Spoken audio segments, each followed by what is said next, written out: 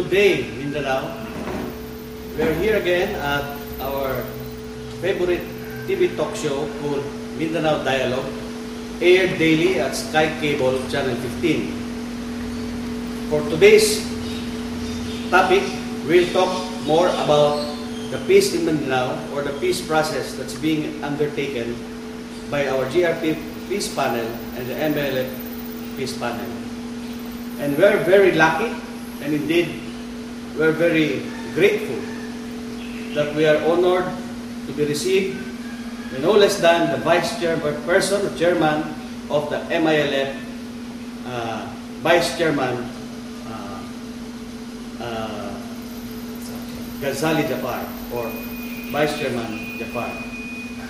And also, we are very lucky we have here in our talk show Dato Mus Sinsuat Lidasan of Action Mindanao, or of the Iranon tribe. Good day, Vice Chairman. Good day. Good day. Mus. At this point, we would like to give the honor to the Vice Chairman to give his greetings to the televiewers of Mindanao Dialogue. Magandang araw po sa kanilang lahat.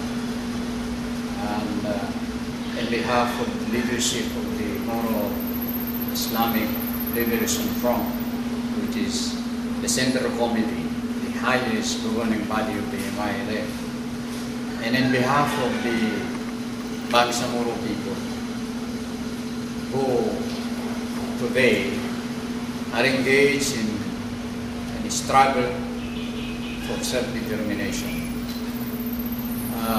Kami nagpapasalamat sa programang ito at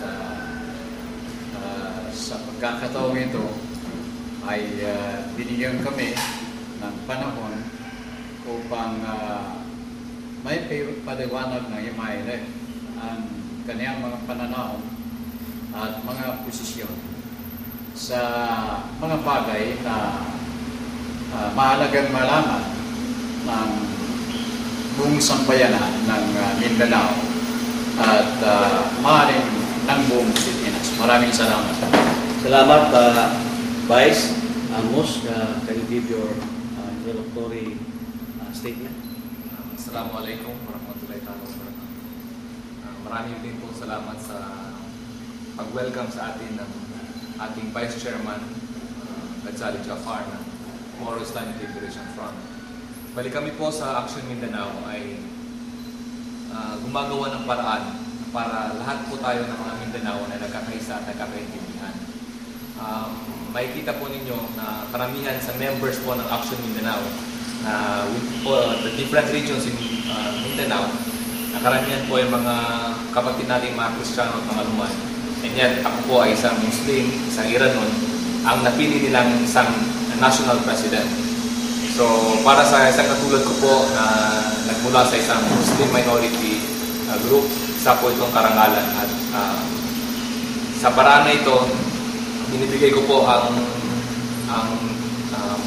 pusong tiwala sa leadership po ng MILF na yung hadikain po ng ating mga kapatid na Muslim at yung Bangsamoro Nation po ay lagi pong mapoprotektahan at maipaglalaban po ng Action Mindanao. Salamat, Mus. To my televiewers, in fact, the Mindanao Dialogue Show is in consonance with the objectives of Action Mindanao, that is to bring people together for a dialogue. Instead of debates, instead of contradicting with each other, we come together in a forum or in a discussion for a dialogue to bring out the best minds, to hopefully to resolve conflicts, to resolve the need for development in Mindanao. And this is precisely the purpose of this show. Vice Chair, matagal na po akong gustong makausap kayo tungkol sa mga pangyayari tungkol sa peace process. We know for a fact that just last year there was a problem on our MOID. Masyado na itong nailabas sa media at alam ng tao natin na mga Mindanaons kung ano ang nangyari. And just recently, there was the resumption of the peace talks, and there were initial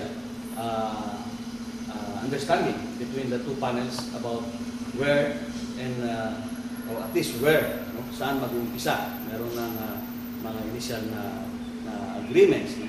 Ang unang katanungan ko po is, do you have high hopes with this present administration of GMA, considering that from now up to the 2010 elections, mukhang the time is already quite short, considering also that the 2010 elections is fast approaching. So do you think we really can accomplish some concrete results? Dapat in